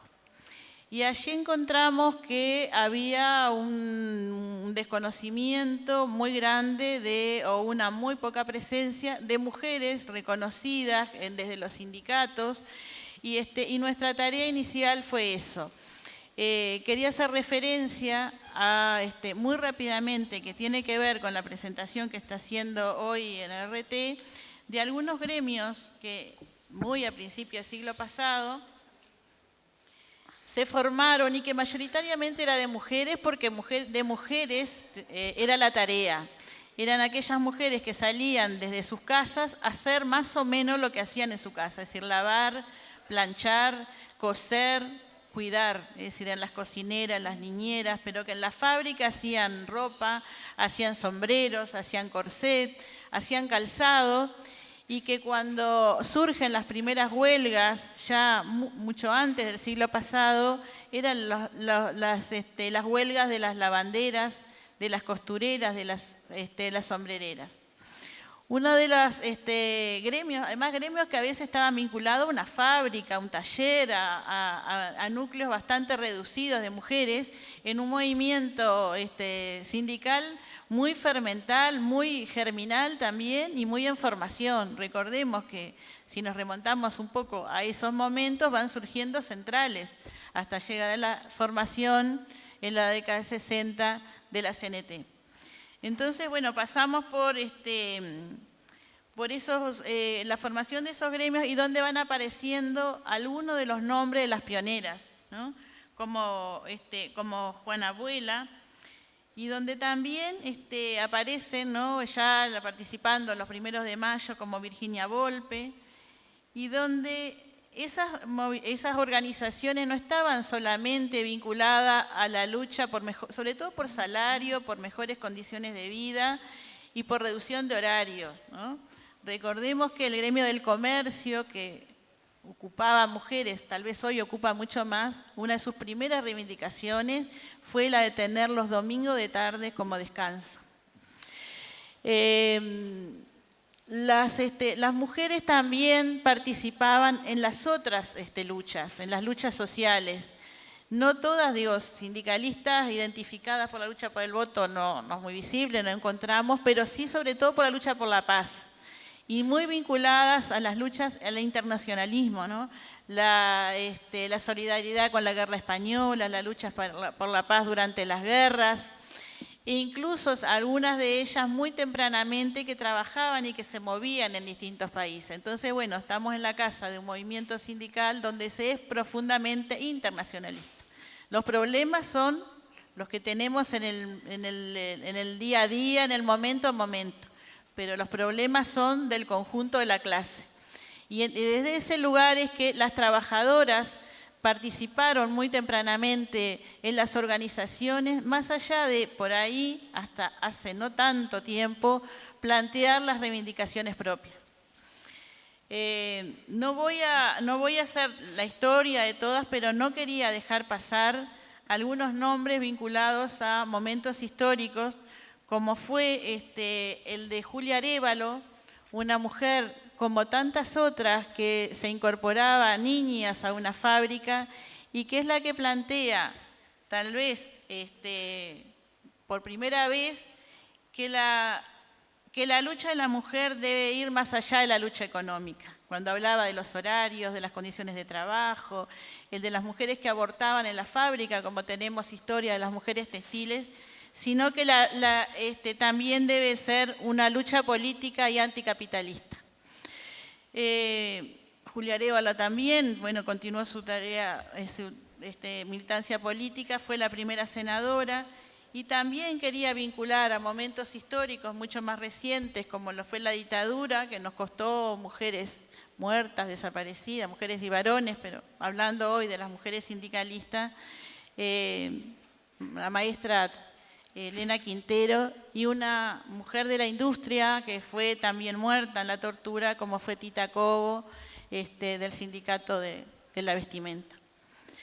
La salida democrática fue para todos y todas momentos en la que estoy entre las que se integran en ese momento, donde fue un momento de pensar, ¿no? Pensar en el conjunto, pensar con otras organizaciones, y donde el movimiento sindical empiezan a aparecer las demandas por temas más cercanos a la vida cotidiana de las trabajadoras, más allá de incorporarlas, siempre, ¿no? La idea es incorporarla a la militancia, y aparecen las reivindicaciones por las guarderías, por los controles de salud, las guarderías, hoy que hablaba con una compañera, la guardería que usa FANCAP, la guardería ANCAP es de ese momento, como las del Sindicato de la Seguridad Social, la de AEBU, la de AFUR y muchas otras que aparecían como pensar en los lugares de cuidado o todo aquello que colaborara más, como que la mujer pudiera trabajar o facilitara, pero no desde el punto de vista de incorporar a los valores en la responsabilidad, que estas como que son temas bastante más actuales.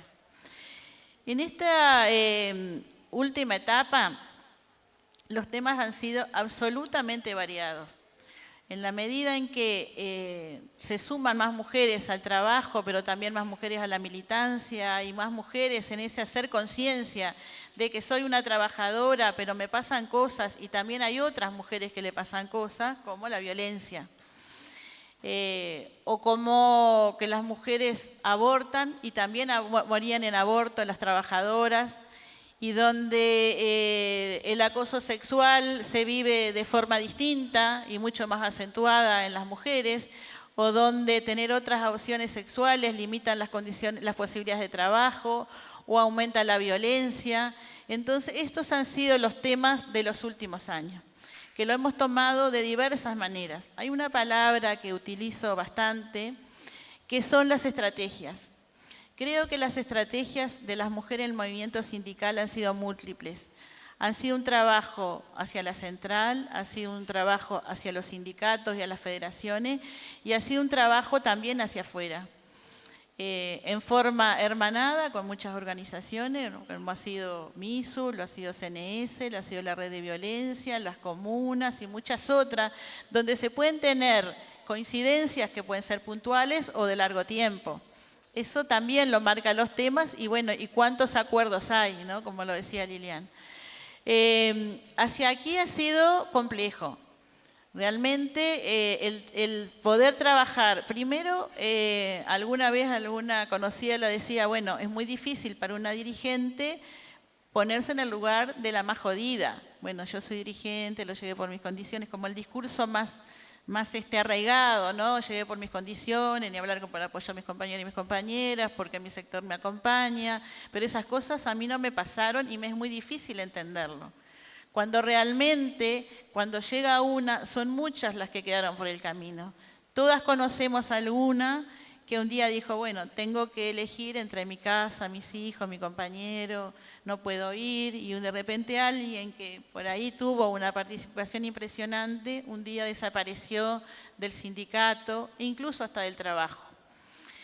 El de que involucrar y comprometer al movimiento sindical en algunos temas, como fue toda esa lucha larguísima por la despenalización del aborto, tiene que ver con el articular alianzas, con surcir, y hablar que en la primera etapa, sobre todo en las compañeras, pero más que nada los compañeros que son quienes están en los lugares de decisión, tienen que ver por un trabajo de convicción, de convencer desde el punto de vista de aportar ideas, materiales, de debates, y ese es como el primer paso. Están los que no están convencidos, pero igual acompañan, y están los que están en contra. Ahora, cuando se toman resoluciones aquí mismo, que funciona la mesa, todos tienen el mismo voto. Entonces, cómo cada mujer desde su sindicato, desde su organización, puede con sus compañeras organizarse, replicar las decisiones, sobre todo formar, comprometer y convencer, es fundamentalmente lo que le da vida a la presencia de mujeres en el movimiento sindical. Quería como también marcar algunos espacios que, porque además ha ido cambiando de nombre, ¿no? Ha sido Comisión de Mujeres, Departamento de Género y Equidad, para pasar hoy a ser Secretaría de Género, Equidad y Diversidad. Algunos espacios institucionales han sido importantes. La Comisión Tripartita de Igualdad de Oportunidades de Trato, que algunas de las compañeras no están aquí, pero que se creó por allá por el 90 y, no sé, más cerca de los 2000, ha sido un lugar donde, si está alguna de sus integrantes, me va a decir que se resuelve bastante poco, pero yo le puedo decir que se trabajó mucho. Si bien se empezó con la igualdad de oportunidades, las directivas de OIT, pero se logró transformar en una caja de resonancia para temas como podría decir la elaboración de la ley de trabajo doméstico, pero también antes, hoy esta actividad la auspicia INEFOP, pero el que hubiese cursos de capacitación en momentos de alto desempleo para las mujeres, que hubiese cursos de capacitación para que las mujeres pudieran acceder al mercado de trabajo en mejores condiciones. Hoy eso se ha diversificado, hay capacitaciones para mujeres que están en situación de salida en violencia doméstica, hay actividades de sensibilización y difusión sobre acoso sexual laboral, es decir, esa capacidad desde la Comisión Tripartita de amplificar. Pero también desde ahí se elaboraron o germinaron leyes, está Alma, no está Margarita Percovich, que estuvo hace un rato, que fue una de las grandes aliadas, para la elaboración de la Ley de Trabajo Doméstico, que fue una de las primeras aprobadas en el mundo, pero que esa aprobación de leyes o esa elaboración de tal ha ido también unida a la organización del sindicato, a la participación, es decir, que es también parte de la función armar cosas, elaborarlas y largarlas, y que después, según la posibilidad que tenga cada una de esas mujeres en cada sindicato, de acuerdo a cada realidad, puede replicarla. Con respecto a la ley de acoso sexual, y recién hablaba aquí sobre una pregunta sobre la aprobación del convenio 190, creo que la ley de acoso sexual tiene como una importancia grande, sobre todo lo que ha sido el conversar sobre eso, ¿no? Aunque el término no es muy académico, pero que tiene que ver con eso, porque ha puesto el tema de la violencia en el trabajo sobre la mesa, lo ha vinculado a la violencia doméstica y a la violencia de género y ha permitido con la aprobación de esa ley el que cada vez haya más denuncias, pero que también se puedan hacer actividades, difundir y traspasar las puertas a las empresas para hablar de para esta forma de violencia, entre muchas otras cosas. Y bueno, también ya para finalizar, creo que quedan muchísimos desafíos, ¿no? En los últimos años, el sumarnos a estas movilizaciones masivas de los 8 de marzo, de los 25 de noviembre, ha sido mucho, pero sobre todo ha sido revitalizador. Ha traído savia nueva, energías nuevas y una visibilidad que siempre moviliza los lugares. Creo que hoy para cualquiera es muy difícil ignorarlo, o satirizarlo, o quitarle importancia. Me parece que eso traspasa todas las puertas, incluso esta puerta que estaba bastante más abierta que otras. Entonces, claro, la responsabilidad para todas las mujeres que en un momento se acercan pensando en su problema puntual y hoy puede cuestionarse cosas, bueno, incorporar esa agenda, pensar lo que pasa con las personas y con las mujeres en situación de discapacidad, qué pasa con las mujeres trans y con las muertes de las mujeres trans, qué pasa con los derechos cuando hoy se ven amenazados, creo que son como parte de las otras puertas que se abren y la necesidad sobre todo también de juntarse con todas aquellas y aquellos que tienen coincidencia para, y tomando, ¿no?, lo que es la consigna de la intersocial que formamos, más feminismo, mejor democracia, pero también la de la Secretaría de Género y Equidad y Diversidad, los derechos conseguidos no se tocan y realmente hoy esto es de una dimensión y de una importancia tal que bueno, que todos los pasos que se vienen le darán realmente la importancia y la trascendencia que esto va a tener. Gracias.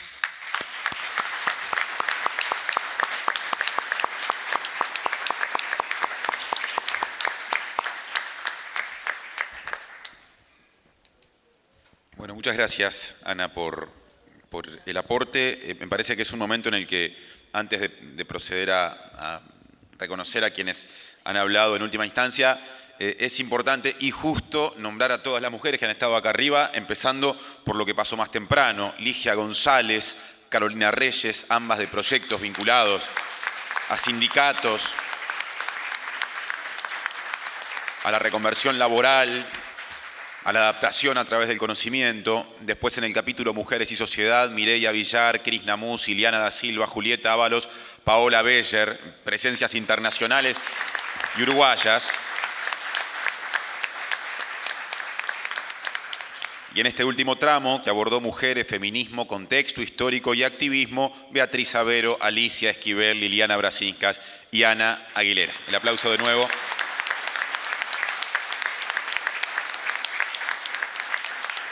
Y el agradecimiento por estar. Y ahora la compañera del PIT-CNT va a entregarles un reconocimiento.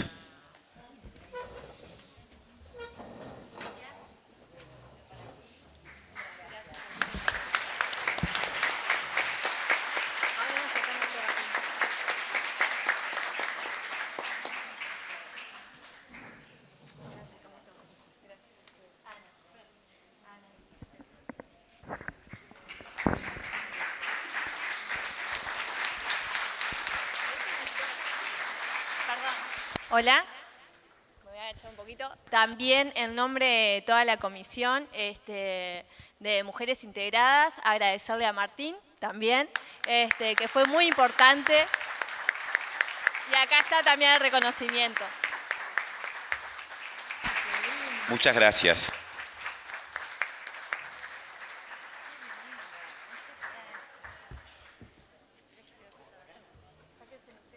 Véngase la foto. Yo me vengo también. Vamos, vamos.